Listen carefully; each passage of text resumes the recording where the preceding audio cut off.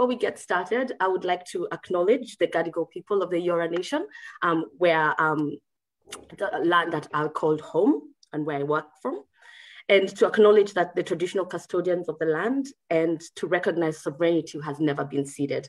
And I'd like to pay my deepest respects to their elders, past, present, and emerging. So with that, hi everybody. I'd like to welcome you to our new 2SydneyStylists conversation series. So this is going to be live interviews like we've done before. If you've been with us, like we did them last year. And this is a continuation. We were on Instagram, and now we are on Facebook Live, which we're really excited about. And we'll be interviewing people from different walks of life, our peers and experts in different areas. And it's people who we admire, and we want to hear from them in the various roles that they are and the amazing work that they're doing. So for those who don't know us, I am Wanyika, and I've got my partner in crime, Niwa. And so we are the 2SydneyStylists. And today we are so honored to be joined by Dr. Virginia Mapedzahama as we explore this topic, this really deep topic of silencing Black voices and how much agency do we really have online. So as I mentioned, this is part of a new series that we are doing. And the title for this series will be The Show Must Go On. And it's a collaboration with our friends from Stats and supported by the City of Parramatta Council. So essentially what we want to do in this part of the series is we want to push the conversation further, push the dial and have practical steps or rather get practical things that we can do to have a different conversation 5 or 10 years down the track. So, and that's the intent. And for this particular conversation, we were inspired by your work, Virginia, which is Black Bodies, Black Queens, and the Black Sisterhood on social media, which you co-authored, and a recent piece of work that we have just done, which is The 7 Methods of Killing Kylie Jenner, which was a play, and it covered a lot of these topics that we'll be delving into, but not that deeply. We'll be inspired by, but not following through into deeper conversations on what was covered in the play. For that, we would ask you to go onto the 7 Methods page on Instagram, and they have done a deep dive on some of these topics, killing problematic tropes like racial gaslighting, cultural appropriation, colorism, and so much more. And that is at 7 Methods on Instagram. And that will keep the conversation going. So without further ado, we'll get started. And just a bit of housekeeping. Would like this to be very interactive. So if you've got any questions, please chat to us. We will try and get to them. And yeah, make sure like you're part of this conversation. So it's not just the 3 of us talking, because we know we can go on amongst the 3 of us forever and ever. So join us in the conversation, ask questions, and we'll get to them. So yeah, with that, I will pass on to Niwa. Thanks, Monica. I feel like we're radio hosts today. Right? I did feel very formal having to read through that, but new spaces. We're growing. Let me take a moment to briefly introduce Dr. Who has joined us today. Briefly, because I really want her also to speak to who she is and her work. But what I can say is Dr. Virginia Mapedzahama, oh my gosh, I'm so sorry. Mapedzahama, especially after our conversation about 5 minutes ago, is somebody who I have known for maybe close to a decade, worked alongside with in various capacity, and have always had deep respect, admiration for. Look, and less than 24 hours ago, she actually described herself as an expert on blackness, which is like, okay, female Black embodiment and Black bodies in white spaces, and in particular in Australia. So if that still doesn't make much sense to you, she is also a researcher with over 18 years of experience researching diversity, difference, and social cohesion, and in particular with lived experience of diversity in Australia. And this is somebody who really walks the talk, talks the walk, like her work is her life, and they're so connected, you can't really ever think how you could separate them, ever, really. Yeah, so she's got a lot of interests of which I would like her to speak to. And she's also currently the Director of Research at African Women of Australia, of which we are colleagues. And she's also been hugely impactful in that space. So without further ado, I'd like you to tell us a little bit more about yourself in your own words, and welcome. Thanks so much, Niwa and Wanika. Yeah, so I don't know. When you say tell us about yourself, I want to say like I'm a mother of a 20-year-old. Yes, that's significant. Young woman who is very much, you know, someone who sits on the cusp of, I guess, two cultures: the Australian culture that she was born into, and also like the Zimbabwean culture that I was, or the Shona culture that I was born into. So I think that's my greatest identity at the moment. It's that of mother, and not just mother, but mothering a young African woman in Australia. And that presents challenges of itself. Yeah, and it informs some of my work. So for example, I presented a paper a while ago on, I called it Mothering in Race or something like that, where I talked about what it means, what motherhood means in the context of race, experiences of racism. So that was informed by my own experiences as well. But in terms of more about myself, in terms of my work, so my background is in sociology. And I would describe myself as a sociologist of difference. So what that means for me is that I'm interested in difference in all its manifestations. So beyond just race, I'm just interested in how people as societies, how we construct others as different, what it takes to construct this, to say that somebody is different from me, what it means for that person who's been given that label of being different. And what the consequences of that label would be. So it could be difference based on like gender, difference based on sexuality, difference based on race, different based on anything, as long as it's some construct of difference. And what that's done in terms of my research is that it's made my research quite a bit eclectic and also like quite diverse. So I do have an interest in sexualities, for example. I do have an interest in even in Indigenous research, in Aboriginal research in Australia. I do have an interest in disabilities, etc., etc. But the area that I've found myself over and over kind of coming back to or being drawn is that I've tended to locate my research within kind of difference on the basis of race.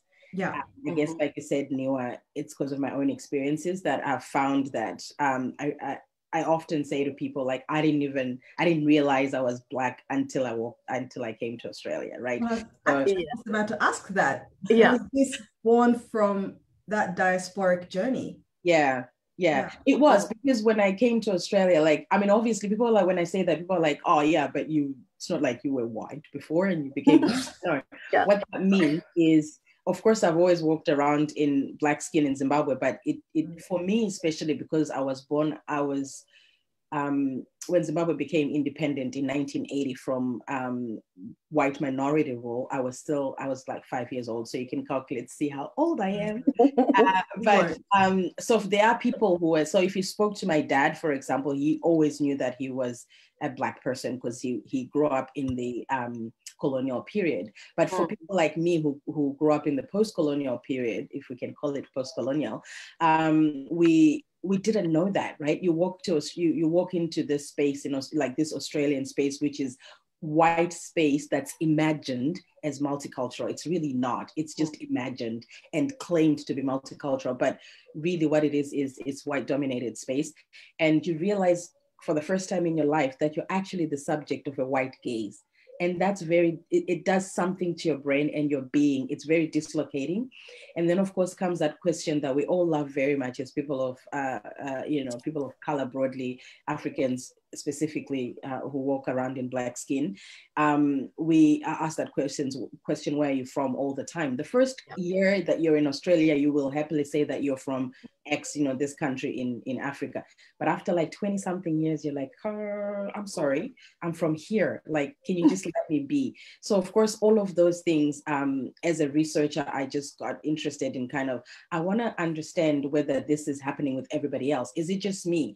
Or is this something that everybody else shares in terms of their own experiences? So that's what's really fueled my research, has that personal genesis. That's why it's been located mostly within research. So I've ended up researching a lot more and publishing a lot more within experiences of research by African diaspora in Australia. And when I say African diaspora, I'm actually talking about what I call the new African diaspora, which is those, when I'm not covering the transatlantic kind of diaspora, because that's a whole thing altogether. So my research has largely been like continental Africans in Australia. So which means it's very kind of young sort of migrant group in Australia that I focus on. And so mostly within that group, I must admit that until a couple of years ago, that research was largely focusing on African migrants broadly in terms of the stuff that I've published, but it's shifted more and more to focusing on or drawing mostly on Black feminist thinking, and especially intersectionality. So I'm very much interested in African women specifically, because for all you African women out there, you know that those experiences of even racism or any other discrimination, they amplified by the fact that we're not only Black bodies, but we're Black bodies who are walking around as female. We're Black bodies that are walking around with looking like Africans, because that's something, that geographical location means something on its own. But there's also the fact that we speak differently, right? Like our accents are all very different and varied. And so there's kind of all these kind of other, what I call axes of discrimination that actually act on us at the same time. And they amplify each other to make our experiences of discrimination quite profound. Which really goes to that sort of originating description of intersectionality. Is it Ms. Crenshaw? Like just around those axes of, and because of, and because of, and because of. And that's what, we're in that space. We don't necessarily call ourselves intersection feminists within our introductions, but that's exactly why we do this, what we do, and why we have who we have. And we don't even call it anything other than, well, if you can do whatever you do, well, we'll do what we do. Yeah, exactly. I mean, the thing is, this is what I say when I'm sort of talking to people who ask me to, like, oh, can you talk about intersectionality? And they're like, because it's such a difficult concept to grasp. Like, it's really not. Like it's really, if you ask any woman of color, they will tell you exactly what it is. Like they won't hesitate. Like you're saying, we won't call it intersectionality because that's more an academic term that's becoming more a policy term. But really, we know exactly what it means. And I said, ask my 19-year-old Gen Z daughter. She will tell you exactly what it is. And she's just a DC young 19-year-old who's just like, I'm moving in this world, but she'll tell you exactly what it is, because we can't separate our experiences from each other, because people are like, oh, so it's because of race and then you're a woman. And then I'm like, no, it's not and then, because and then adds, right? It's not an additive approach. It's kind of mishmash things. It's all together, acting at the same time. It's because I am Black, African, migrant who speaks with it. So there's commas, not end. Like you can't separate them. And then people try to say to me, but you know, like when you're here, you feel your gender more, right? I'm like, no, you're trying to put me in this box where you're like, this is about gender. Now this is gender acting. Now this is my race. Now this is, it's not like that. It's all at the same time. And I think, like you mentioned, Crenshaw, I'm like, if you look at Crenshaw's research, the reason she came up with this word, with this term, is because when she was researching, she noticed that it was a general model, is that the women she was representing were saying we're trying to prove that they were actually being discriminated against. And in fact, in Australia, this has been a case like this was brought to the Australian Human Rights Commission a while ago by Indigenous women who were saying, who was bringing cases of discrimination, and they were like, oh, so is it race? And they're like, no, it's not race. Well, is it gender? Well, no, well, it's gotta either go as racial discrimination or as gender. And they were like, well, actually, it's if we pull it apart like that, it doesn't actually make sense to us. So then they ended up not actually lodging the complaint. So in the end, they sort of missed out, and which is exactly what Crenshaw was saying, that the judge was like, well, it can't be racism because there's Black people. Well, actually, there were Black men. Well, it can't be gender because there's women that are being employed by this organization. Well, actually, there were white women. So where are Black women in there? So they're missing. So it's like we occupied the space where we've got some experiences unique to us precisely because we're all of these other things all at once. And for me, it's like African women in particular, just that label of African in and of itself, that geographical location. Placement, that geographical placement, that actually brings in something on top. So it's not just Blackness, right? Because we've got transnational Blackness, like we've got there's lots of Black people all everywhere, but it's like if you're Black African, it's a specific type of Black. Look, sorry, just something that you mentioned, like in the trying to pull apart of that intersectionality. When you do that, then it lessens the weight of what that intersection of where we come in, because what we're trying to say is in that niche space that we are merging, that's where the weight of whatever we are feeling comes in. So once you pull it apart, then you're like, oh, but it's this, like just as you said, it lessens what that actual experience is. It doesn't explain it. And in fact, I have a colleague that I publish with quite a bit. I work with quite a bit. And we used to have these conversations a lot.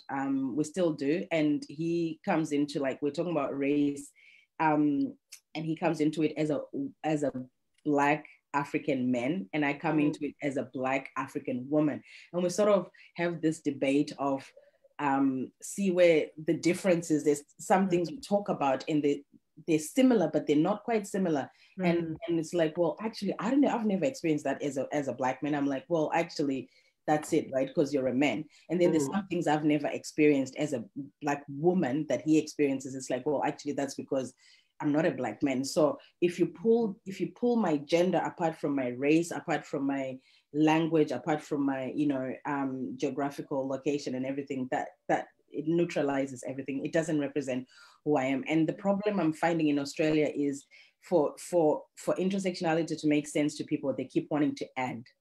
And it's like, well, if you add it, it's not much different from, say, diversity research, because all it is you're saying, well, here's gender over here, and so we'll put you in that category, or here's like cultural diversity or cult, we're not going to go there. We're not going to go there, but here's cultural diversity, or here's disability or whatever. But what for people who experience all of those things at the same time, where do they sit? Because none of them, and that's the thing, when you cut it up, you're going back to ultimately dehumanizing. You are pulling people apart. Right.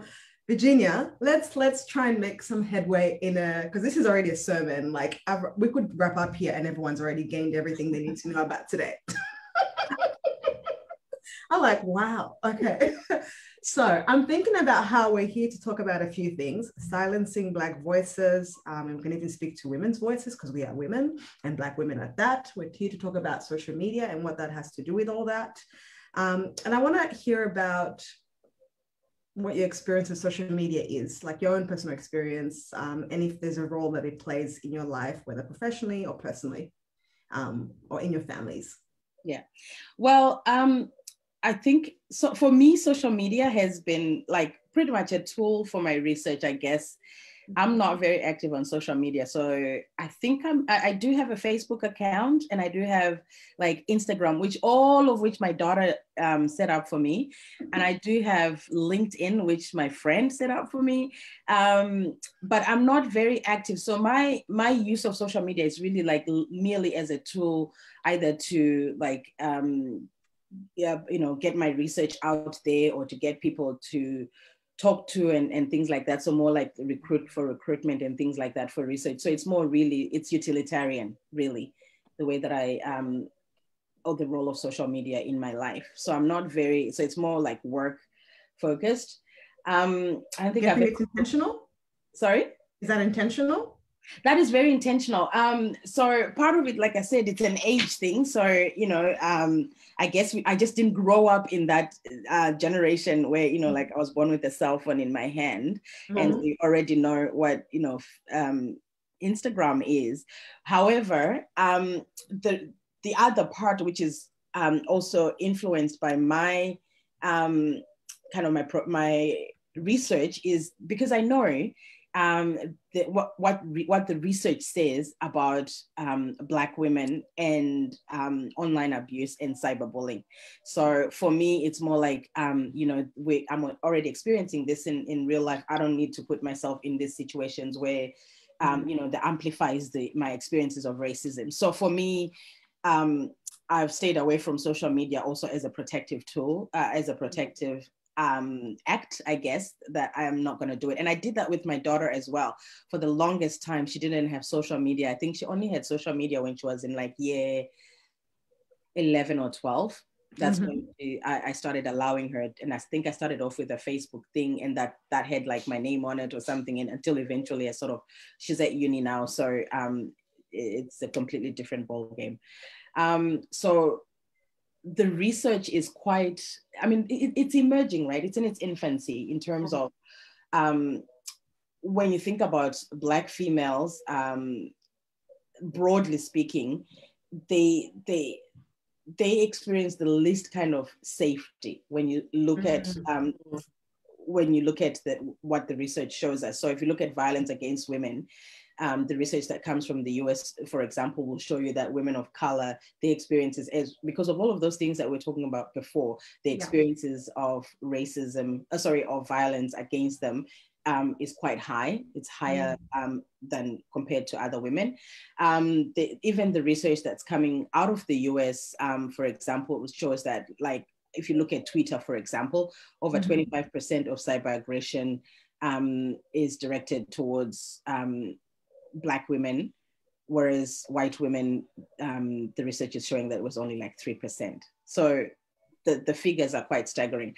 Including the actual proportion of Black women versus white women. Yeah, who are on Twitter, for example, who experience racial aggression online on Twitter. So it's kind of like the statistics are quite staggering. But I have to say a disclaimer that, generally speaking, also Black females have largely been excluded in research on cyberbullying and stuff. So there might be research on women, or there might be research on Black people again. So that focus specifically on Black women is kind of missing, which is that invisibility of Black women that we're talking about. But where the research is done, it's almost it's very clear that women of Black women do experience whether it's racial aggression or any type of cyberbullying, they experience that in higher rates. Like I said, for me, it was because I know the research is out there. So for me, it's a protective mechanism. But so I tend to stay away, because for my daughter, for example, the same thing has happened where she has experienced those she's expressed fear of, like, for lack of safety, online safety. That hasn't stopped her from going online, though, because, as you know, Generation Z, their whole lives are on social media. But if it were up to me, I would have pulled her out of social media, because she had an instance, for example, a while ago, where she had to end up like making all her social media private, because she kept getting like these messages from this account that was kept using stalking her, and so she put all her accounts in private. And so I had to have a conversation with her about racial safety online for young Black women. And how old was she at this time when she was getting these messages on social media? This was recent, 18. Okay. Yeah. Yeah. But before that, when she was so 18, this was when she was in her first year at uni. But her last year of high school, she also had an incident, and I'm not going to say too much about it for fear of identifying, because this obviously went to the police and all that kind of stuff. But and she had quite substantive bullying and stalking online as well. At that time, it was very distressing for my family and I, because it was all happening. It was all happening online, all of it. And there were issues of race that were involved in that, and it was all a big mess. So like anecdotally, I can speak to the fact that this is happening with Black women, and especially young Black women. Research in the US is also showing that young, like Black youth in general, tend to be more active on social media than any other groups, and because of that, their exposure to bullying and violence and stuff, it also increases, because they a lot more. So, like I said, anecdotally, I can speak to this, and even the research, I haven't done the research myself, but I know that the research is out there. It's small, it's emerging, but it's there, that specifically shows that there are those racial differences in cyberbullying. We don't know exactly why, like the research isn't very conclusive as to why it's happening, but we can all surmise that part of it is because of those historical processes of racial discrimination anyway that are now playing out online. And I'm just curious, did you find that there was channels that you could follow through, because you said it became a police case, and not going deep into it, but was there processes and procedures that you could follow through that you felt actually supported you? For me, that case is actually a very sore spot in my life, because I found that to be extremely when they say you suffer, like when people report something and then they kind of suffer systemic abuse as well, in addition to that abuse. I found it quite a racially charged situation, where we were definitely, there were instances of, like, I'm trying to be very polite here and not use the words. Yes, that's why I'm hesitating. Yeah, all good. The whole situation was actually steeped in racism and a general lack of cultural understanding and cultural competence and racial awareness and racial literacy. And it was very, very distressing on those grounds. And in the end, we had to just abandon it. For your own safety. Yeah, and our own emotional safety. But to me, it was very it was just like I'm very reluctant to say it in a public arena, but my conclusion of that situation, and even the conclusion of when we took it to other people and when we took it elsewhere, people sort of agreed that the way we were treated was rather unusual. And so, as in an anomaly. It's like they call it an anomaly, but it's like, really, how much of an anomaly are we? Like, are we an anomaly? Like, this is the thing that happens in Australia. We like to say, when there's an incident of racism that happens, we like to say, but that's very un-Australian, because we're not racist at all in Australia. Is Australia racist? That's one of the worst questions that I think people can ask. It's like, how can you actually say, like, a whole nation, is Australia racist? Of course it's racist. Like, the whole country was built on racism. Like, it doesn't even make sense to ask that question. Yes, Australia, it is racist. It's racist. We just don't want to say it. And then when something happens, it's like, that's very un-Australian. Or maybe even me sitting here tonight and saying this is just going to make some people very uncomfortable and say, well, no, well, if we're that racist, then go back where you came from. Well, no, we're not, because we're multicultural, so we're here. But to me, yes, it was racist, but it wasn't, I definitely wouldn't say it was an anomaly.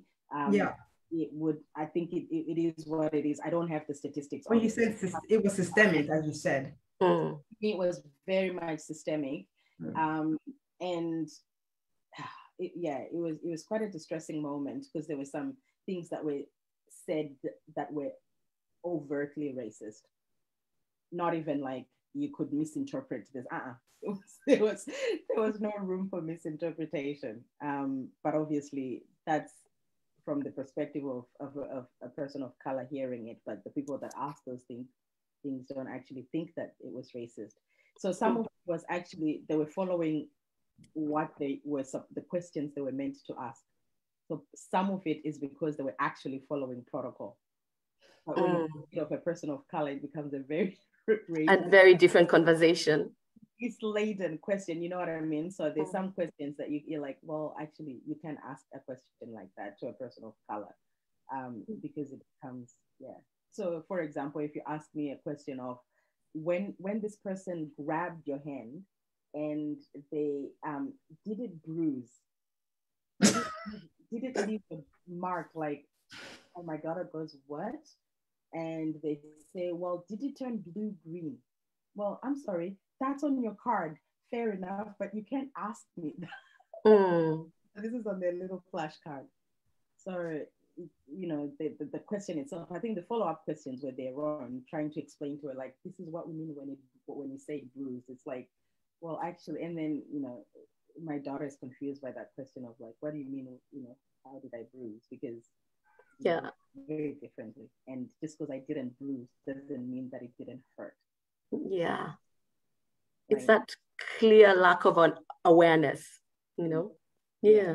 So for me, there's definitely some, it's a pity I haven't done the research. So my hesitation in talking about this is because it's very personal. And I don't know what the issue is in terms of, you know, if it gets out of into the ether. But if I had done research on this, I would be speaking freely. Yeah. And actually just drawing on my research. But to me, all of that anecdotal stuff just reinforces what I know is coming out of the research, you know, talking about the about systemic racism.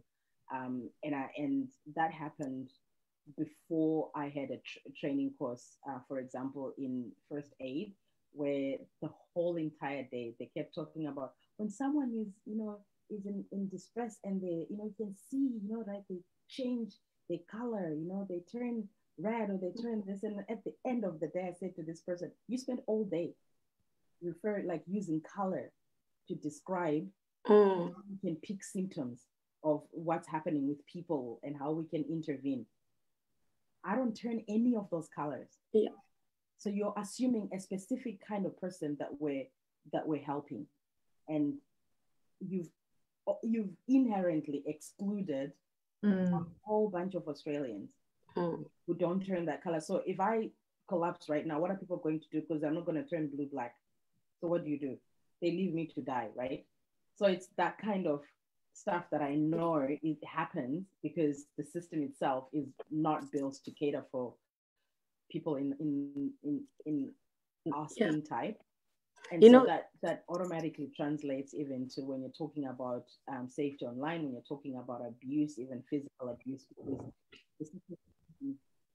Think about. I was gonna say that was one of the things that I had an issue with during the lockdown when COVID happened, because some of the information that was coming out, you know, shortness of breath and tanning color, and I'm like, but this already excludes so many people just by virtue of, you know, and it's something that's being experienced globally. So you would think somebody in that chain would have thought, oh yeah, you know what, we are like leaving out this segment of the population, because if they had shortness of breath, if they couldn't breathe, they're not turning pink, they're not turning blue, they're not turning whatever color that's being described there. So I add really, something. Yeah. I bet you they're translating it still. Yeah, you know, it baffles the mind. It's like you're a doctor, you're treating this person, you know this. Yeah. You know, the amazing thing as well, the thing that frustrates me the most, because Australia, especially when you're talking about the silencing of Black voices and especially Black female voices. I mean, I'm not even gonna like Black female voices. They just no way. Like we're just like completely invisible. Or invisibilized. We're not invisible. We're invisibilized. But the thing is, like when you mention it then, and then people kind of go like, oh, but you're just turning it into race. It's like, actually, no, it's not. You turned it into race. You turned it into race by excluding me, because when you start to tell people how to react when someone turns a particular color, I automatically, like, you don't pick it up, but I immediately bring it up because I'm not sensitive to race, because that's what it becomes about. It's not that I'm sensitive to race, it's that just that I'm conscious, I'm racially aware, I'm racially conscious, and I've had to, in order to survive in a society that wasn't set up for people like me. Look after you. Yeah, it wasn't set up to look after me. So that's part of the ways that we're actually invisibilized in society, and the ways that we're silenced, of course, is that you're talking about racial gaslighting, which is, you know, like, but this is not about race, right, Virginia? Like, let's just have the number of times I've been told in certain contexts where you're with feminist colleagues and they're like, but we're not talking about race now, Virginia. This is not about race. And it's like, well, actually it is. You don't get it. Your feminism is not the same as my feminism, because my feminism has to understand that I am Black.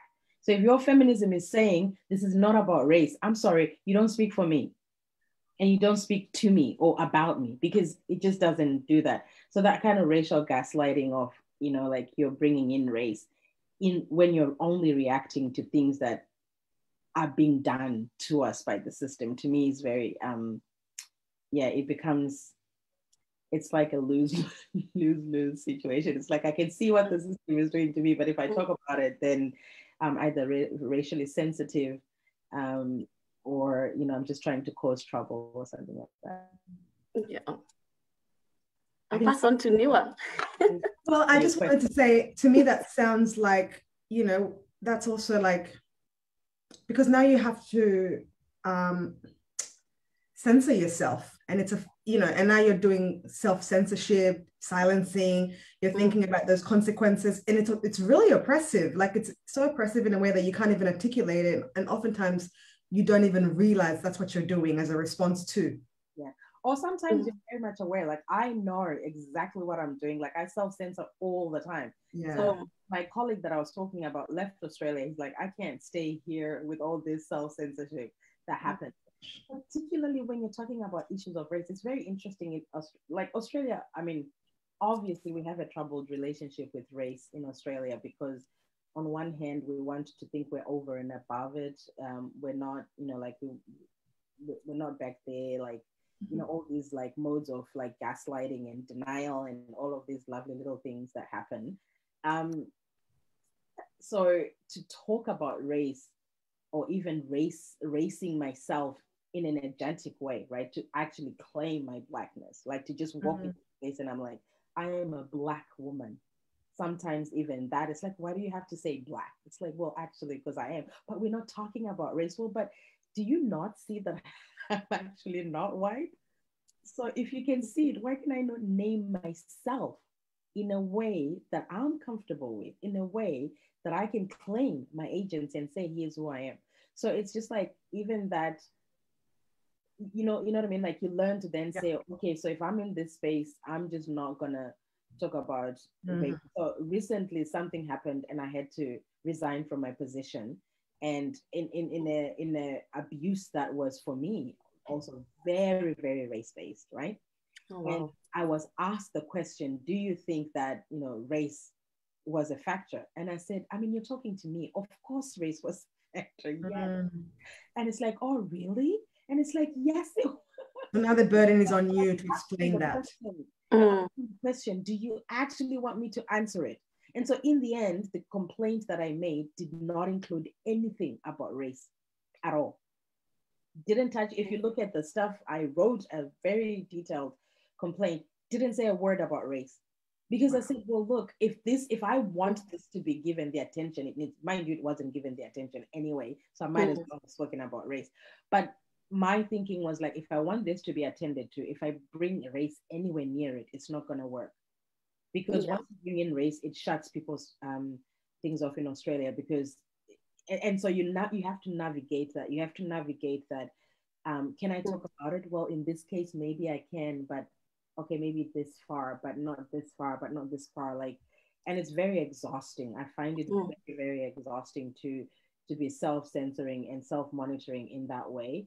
My colleague and I always said, you know, like sometimes when instances of racism happen and would bring like, this doesn't happen so much on, also maybe because I don't watch, you know, like commercial TV anymore. But when I used to watch commercial TV, you'd get, you know, like some incidents of racism that happen, say on the bus, on the train or whatever, and it's captured, you know, on the phone, and then they say, it happened in Melbourne. This is appalling, absolutely appalling. And then they'll be like, with us here is the Minister for Health. Like, and then there comes this white middle class man, and the Minister for Health is commenting, and you're like, I have no idea what their credentials to talk about this are. First of all, like, this is not even in your portfolio. Secondly, like, I don't get it. Like, have you experienced it? So I don't get it. And then they're like, this is very un-Australian. And you're like, no, if you typed racism Australia, I'm sure my name comes up. Why don't you do that and talk to me? And then I'll tell you what's what, right? But they're doing that because they're like, if we call Virginia, I'm going to talk like this, like the way I'm talking right now. And who wants to hear that from a Black woman, right? They don't want to hear that. So therefore they go to their default, which is, you know, us. Yeah, exactly. And that kind of brings me to the question about the body of work that you've done, the burden of Blackness. Yeah. Because that's kind of what you've touched on. So do you mind elaborating just a little bit on that body of work as it relates to, you know, what we've talked about, like silencing the Black voices or not taking you seriously, but now it's backed by research. It's no longer anecdotal, which is what we actually love about this conversation. Because once you have research behind it, there's facts, you know, you have, you're coming from a very strong standing point. Yeah. Yeah. So our argument that for us, we're like, Blackness, living in a Black body in Australia is not, it's not just, you know, we experience racism, we do this, etc. But it's also that particular body or that particular label or color Black that's put on that body has certain inscriptions on it, right? It's got certain writing. So it's not just saying, oh, this is a Black body, but that actually has certain meanings on it. And so meanings of, you know, like usually like Black African bodies associated with not being educated, with being poor, with, you know, coming here as refugee or humanitarian entrance. Not that there's anything wrong with that, because it's not people's own makings, you know, it's socio-political processes that are beyond individuals. But when that label is put on a Black body, it constructs it in a particular way. The inscriptions on that Black body are certain things, and to navigate that's what we call the burden, that it's not just being Black in and of itself that is that we're like, oh, you know, but it's the inscriptions that are put on that body. So in some ways, the way that we talk about it is that when we, as Africans, as Black Africans, come into Australia, we're already walking into predetermined space, right? So the space that we're walking into in terms of this Australian space, like I said earlier, is claimed to be multicultural. But if you think about it in the racial psyche, it's actually imagined as white, right? Because if you think about, they'll say like, oh, is he Australian or not? It's like, well, actually, technically I'm Australian, right? But what they mean there is that person white or not? So therefore Australian is equals to white. Yeah. So Black is equals to something else. And how do we construct it and imagine it in Australia? And we call that a burden. And part of that, like I said, is because this body is imagined as uneducated. And so you walk into space and you say, the number of times people would say, oh, hi, you know, and they say, Mrs. Mapedzama, and I'm like, no, it's not Mrs., it's just Virginia. Oh, is the title Miss? And I'm like, no, it's doctor. So, oh, how did you become a doctor? And it's like, well, actually, I'm sorry, do you ask that question to everybody? Because I feel like I don't need to give you my credentials so I can use a title that I worked hard for, like everybody else. So it's like, it's because in that space you're disrupting, right? You're disrupting that inscription of uneducated, and therefore you're like, I actually know what I'm talking about. So the number of times that I was asked, how did you get into your PhD program? Did you have to do any other work? Oh, but you speak English so well, like what happened? Like it's such an anomaly. But actually, most Africans speak English very well. So which means we speak your language, but you don't speak ours. I'm sorry, if we're trying to talk about who's clever here, I'm pretty sure it's not the person who can speak your language, but you can't speak theirs. That doesn't make sense. But it's those inscriptions that are put on our bodies that to us we construct generally as a burden. So it's not just the experiences of racism themselves, but it goes we were trying to articulate what it means to move through this whitewashed space as Black bodies. And so that's why we're like, it's actually burdensome, right? It's like you have to always, like, if it's in the workplace, because we're basing on research where people were telling us, so for example, being passed over for promotions in workplaces, or like having to work twice as hard. The number of times people told us that in the workplace, for example, they have to work twice as hard as everybody else. And people told us about like lots of anecdotal stories of when, for example, they were passed over, not only passed over for promotion, but then they had to train the person. Yeah. Like, it's like, well, actually, if you're asking me to train, it means you're acknowledging that I know this word, then, you know, like it's, I don't understand. Or having to prove yourself all the time. We had like even medical doctors tell us about situations where patients will say, I don't want to talk to you. I don't want you to touch me. I don't want you. So we constructed all of that, all of those experiences of racism, of having to prove yourself, of having to walk into this space that's already predetermined and finding ways of navigating. We used the metaphor of burden. And also something else on that, it's how as Black people we are treated as one, but in the white space it's individual. So if something happens, if someone has an experience with a Black person, suddenly it's all Black people.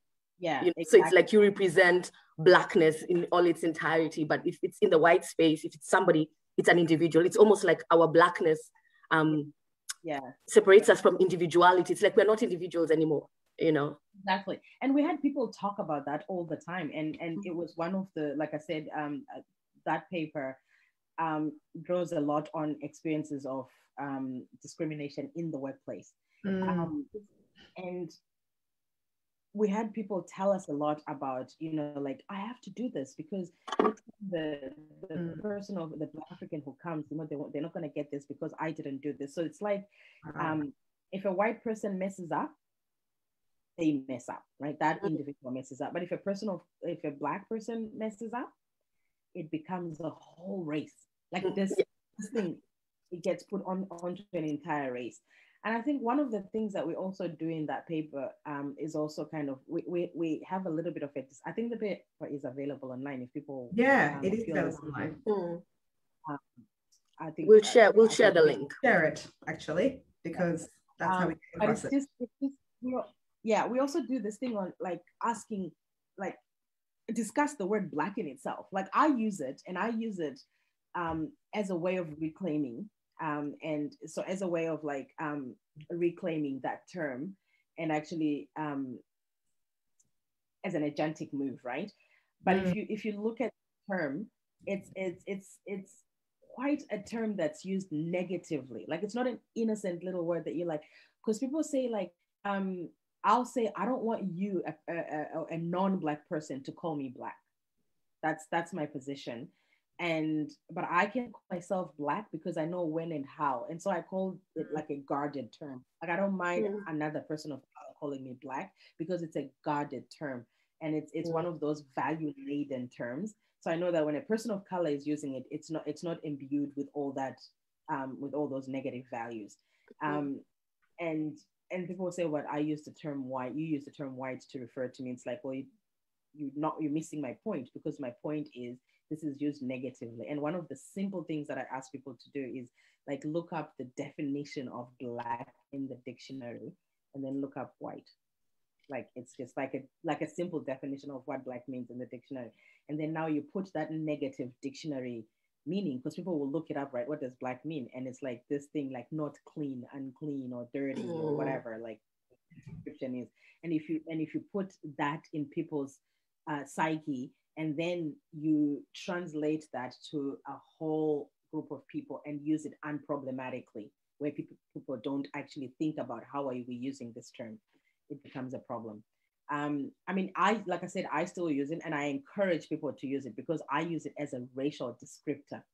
Because in Australia, one of the things that we're very fond of doing, and in fact, I had a very interesting discussion with a colleague this morning in a meeting that I had, that we were talking about whether we should use the word Black Africans to describe the work that we're going to do or that we're looking at doing, or we should just say Africans, because we were like, to use the word in Australia, it would just be very racialized. kind of, well, yeah, and in Australia, because we don't like to deal with race, right? We like to talk about ethnicity, or we like to talk about culture in ways that are depoliticized, as if it's like, oh, it's just culture. Like we don't, and yet we actually problematize some cultures anyway, but we don't have to talk about race, because culturally, like I ask people, I say, well, what about my daughter who was born in Australia? And unfortunately, I'm not proud to say this, especially on live TV and the live not exactly live TV. I promise. Interviews before, but on live social media, where I say my daughter doesn't speak my language, right? But like, what is her culture? On here doesn't speak my language, speaks like an Australian, thinks like an Australian, walks like an Australian, eats like an Australian, and yet not an Australian. And somehow she's not brought in. She's constantly asked where she's from. So I'm from Adelaide, and people are like, no, and she's like, yeah, I'm from Adelaide, but where are you really from? And she's like, I don't know what you're talking about. My mom's from Zimbabwe. Like, oh, so you have a white dad? No. Do I look mixed race? No.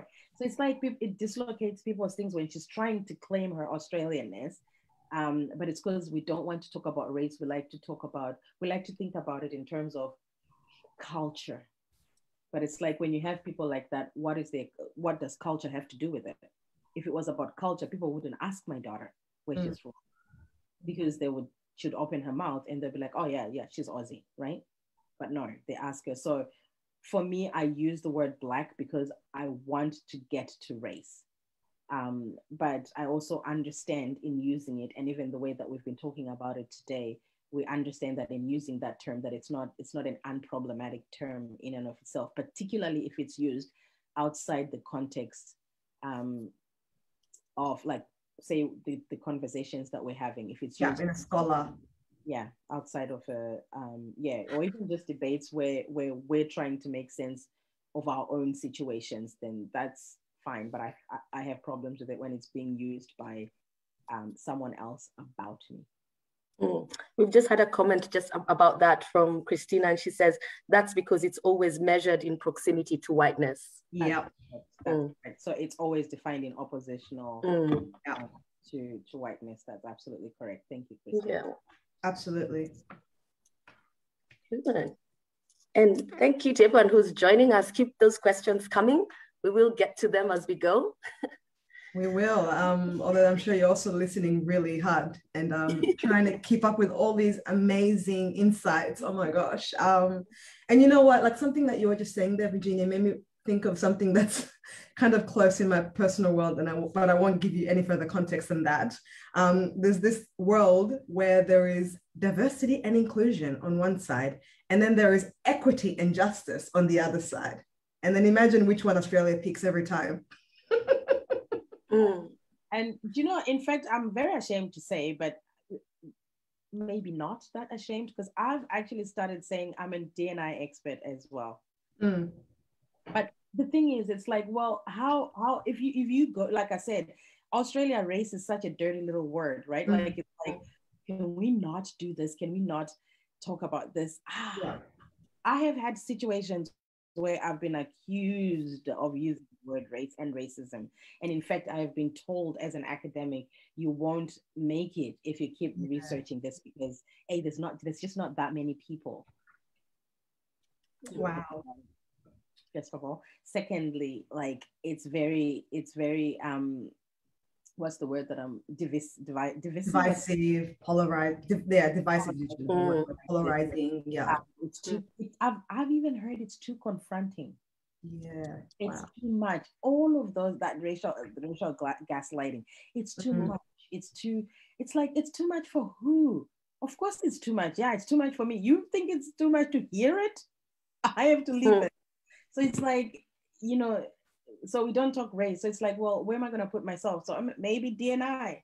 I'll get in, and then maybe I can bring race. Now once I sneak in there, And also you get paid, so that's great. I mean, then I'll talk about race, but even then, when you get into those contexts, shooting yourself in the foot, because when you get there, that's when that whole self-censoring that we're talking about, because then you get there and you realize, oh my gosh, the system has roots, man. Like, it's got deep roots, and there's just no space for me to talk about this, and you end up being like feeling silenced in that space. So it's a very tough negotiation.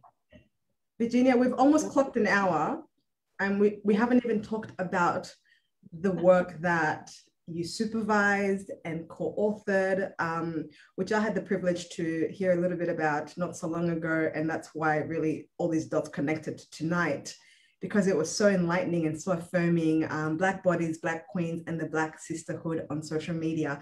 Sort of briefly, but also as a overall sort of thematic, I would love for you to share with us how that came about, how you got involved on that, with your student, and especially what you guys learned, your findings, and that area. So that is actually a really interesting piece of work, and I'm really very, very happy that this young woman is undertaking this research. So she's doing her PhD research at Monash University. Mm-hmm. And it started off being really just what she's really interested in was just investigating how young African youth, like how they feel about belonging, and how they use social media in kind of navigating that whole idea, or that whole notion of belonging. So that's broadly what the research is about. It's about belonging on social media. And so, of course, her research, it's very interesting in terms of the way that she's gone about, because she's used various methodologies. But one of the things that she's found in her research is that the way that young women and young men talk about belonging and race and all those things, it's actually quite different. In fact, young women use social media for a specific purpose that when we pulled out the data, it was actually, it was warranting like looking at the data from the young women only. We talked about social media in a very specific way, which was quite unexpected even for her and even for me, because we didn't think that, like, when I go and research in African communities, people almost always will bring race, whether I want to talk about race, whether it's about violence against women, the Awao project we're doing. It's about eliminating violence against women and girls, and people wanted to talk about race and racism and other things, because it's such an important, it's such a part of an intricate part of our lived realities that we can't actually escape it. So we didn't think that they would talk to her about those experiences. But what she found was not only that they talked to her about those experiences of experiencing racism in the physical world, but also how they're actually using social media to kind of what's the word that I'm looking for? I'm having a mental blank, but they're using social media to affirm their identities.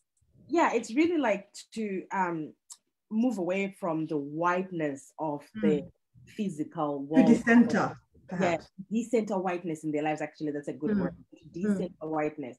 They're going onto social media to as an agentic way to say we in our physical world, everything we hear about beauty, for example, is relating to white beauty. So they talk about hair, and the examples, like if you look at even just like just if you close your eyes and imagine any ad on TV about like shampoo, it has white hair in it.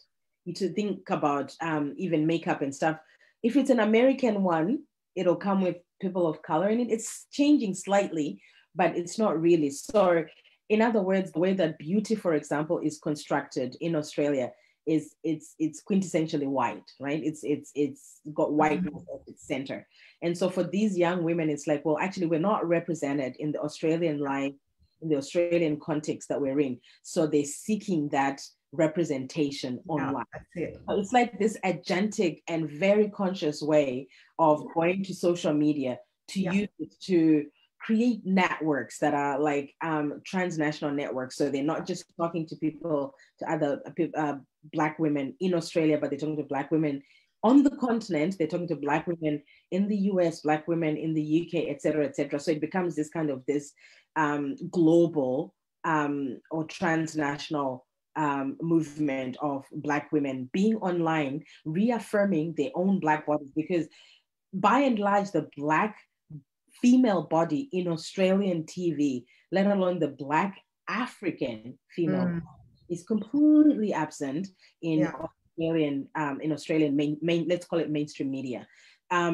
So they use social media to create what we call Black female empowerment spaces.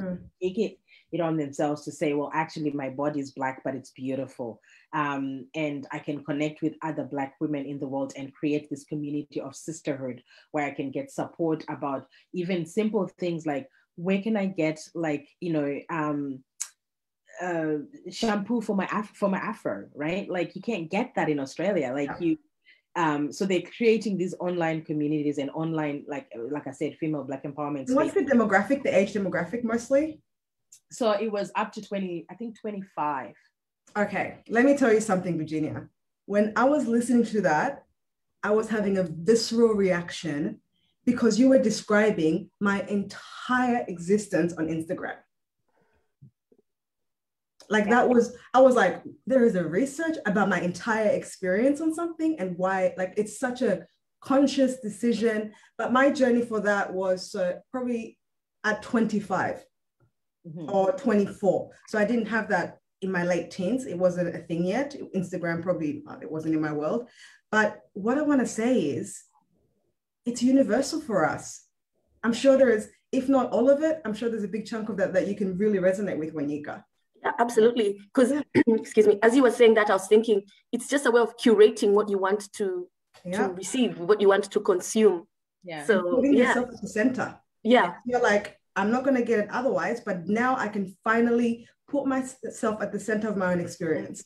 Yeah. So powerful. Yeah, it is. It is. I found that really interesting. And the reason why we wanted to talk about it so much is because as she's doing this work, I say to her, look, as an African woman raising, and so this is like for me, it's the research is useful in so many ways, because for the young women that are actually on social media, it's good for them to know that this is actually, like, I'm not the only one doing this, that this is something that is people are doing, like other women, young Black women in Australia are doing, first of all. So it's good for the young Black women to know that, but it's also good for mothers raising these kids, these young Black women, for us to know that. Because I said to her, my vision of my daughter on social media is just her like sending, I don't know, memes and whatnot, and doing some uninteresting stuff that I'm like, you shouldn't be doing online anyway.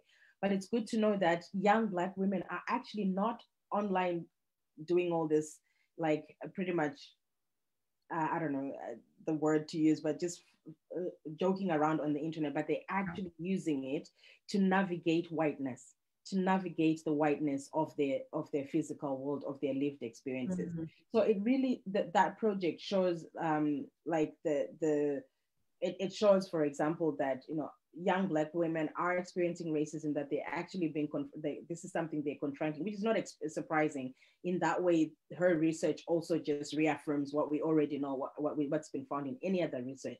Where it differs is this real agentic way that young women are actually using social media to navigate those experiences. So for me, it's really powerful in that, because first of all, it kind of moves us away from that discourse, like discourse of like it's all bad problem. Yeah, that negative. We talk about African youth, it's always about gangs and all this kind of stuff. It's like, well, actually, no, they're struggling with all of these issues, but look at it, they're not sitting there and just like feeling helpless. They're actually going online and actively trying to create spaces for themselves, for self-expression, for racial expression, and for learning. So these are not situations where they're just like, there's other people that look like me and they're talking about this. So it's about, that sisterhood is about shared experiences, right? It's about understanding that actually this is not just happening to me. It's happening to other people as well. So that shared experience things, which actually just not normalizes, but actually shows, like I said, that it's not an anomaly. This is not an anomaly, and this is not normal either. So it gives you, a lot of the women that she spoke to were talking about how I'm a lot more critical now. Like, I understand this now. I know it's not normal to have a white person touch my hair without my permission. Yeah. But sometimes, you know, they grow up, say for second generation Black African women, they grow up with it, like with people just touching their hair. And socialized. Right. And you're like, well, it's normal for someone to touch my hair. Actually, then it's talked about on social media, and you realize, actually, it's not normal. People should, if I can't touch a white person's hair, then they shouldn't be touching mine either. And so all of that, I remember when my daughter, when she first started like putting on makeup and just trying to experiment with her, like just putting on different types of makeup, and I started allowing her. I think she would have been about, I don't know, maybe 16 or 17. And she hated like going, she actually came to me and said, Mom, I don't like going shopping with my friends because they just they'll go like into Priceline, she said, and they'll just find makeup and they'll be like, Tani, why aren't you doing this? I can't find anything. And she said, oh, in recent years, I think in the last couple of years or so, it's been a little bit better because you can find often one shade, but even then it's like, actually all Black people aren't the same shade. There's 3 of us here and we're 3 different shades of brown or black, right? Imagine. And just like, you go in there and it's not the same. But if you want to buy, you then have to go to like the top end shops that you might find 3 or 4 different shades. So I have to spend more. It's like I'm being punished for having different skin color. And so she used to say I hate it a lot. And I was just like, well, you can't help it. And so then she discovered online shopping and stuff, and now she just orders the stuff. She doesn't do it anymore because now she knows where to go to get this thing, and then where to go to get that thing, etc., etc. But for her, it's a task, right? She can't just walk in anyway and get service. So it's like the social media they're using it as a tool for, like I said, Black female empowerment, but also for self-expression, but also for learning, but also for solidarity, like, global solidarity, and so on and so on. So it's this positive use of social media. We're talking before, like how I don't use social media because I'm like, the research shows, that, Black women do experience discrimination and cyberbullying at higher rates, but then you flip that, this is what they and there's the nuance that's so important and crucial. Yeah. And as you were describing that, I couldn't help but think it's almost like getting together is so much in our DNA, such that if we can't physically get together like our ancestors did, we've somehow found a way of still coming together and learning from each other and building those bonds. Like it's part of who we are, and whatever landscape we have or whatever tools we have, we kind of still come back to the center of who we are. Yeah. So it's interesting.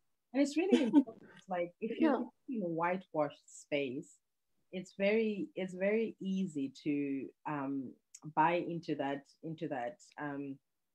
narrative of, I remember even my daughter, who she used to say to me like, oh Mom, there's something wrong with my hair.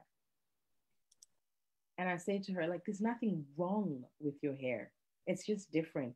Yeah, but I can't do this. Yeah, of course you can't do that because you've got afro, right? And so my daughter, even up to now, she wears extensions and stuff, like a weave, and so her hair is straight. And I've tried to say to her, like, use, like, oh, keep your natural hair, you look very pretty with it.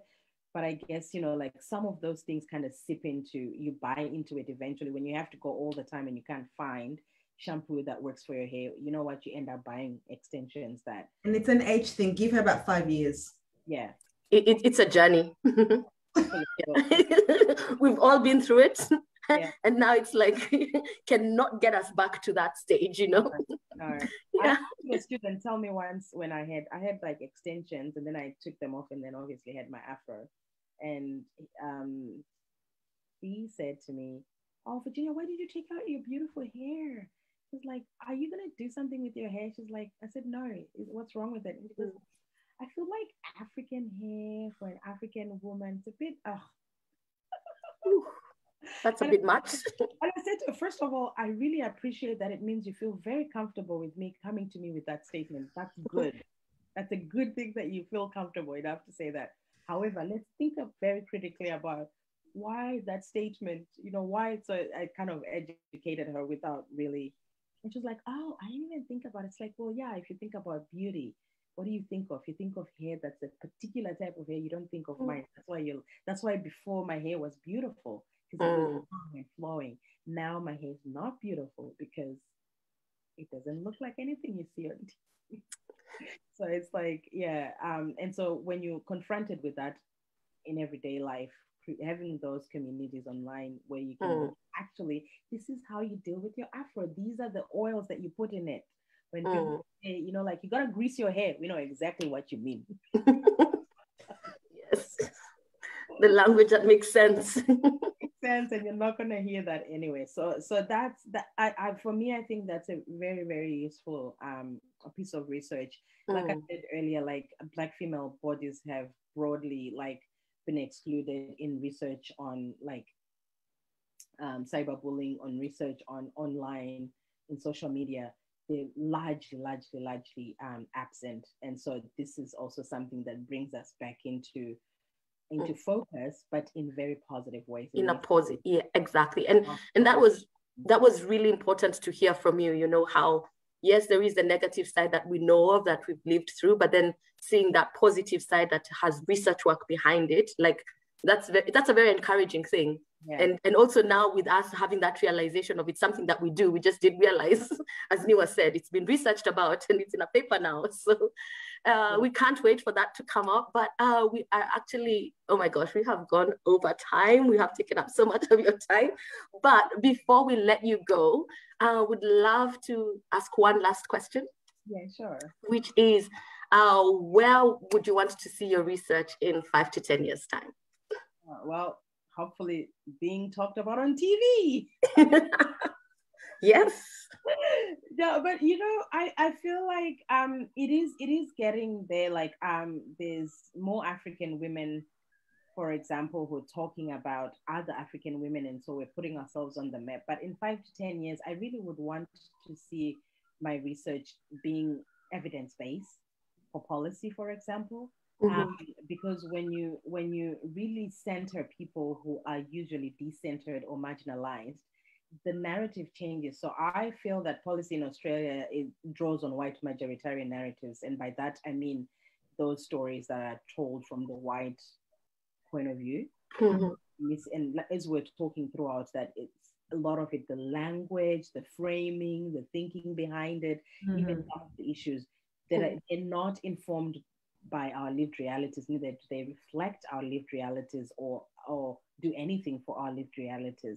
So I'd like to see a situation where we're not scared to talk about race, and we can use like Afrocentric understandings to inform policy at some point. It doesn't become this dirty little word. Someone, when I was talking, the meeting that I had this morning, someone said to me, "We can't use the word Afrocentric."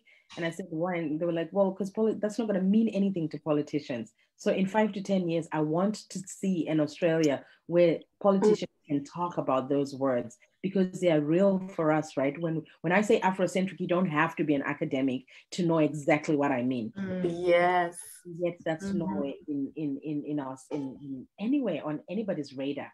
So I would like to see my research being a little more useful in the policy arena and even leading to some language changes, like the way that we talk about things. And also more African women doing similar research for us by us, Amen. Yeah. So I like that.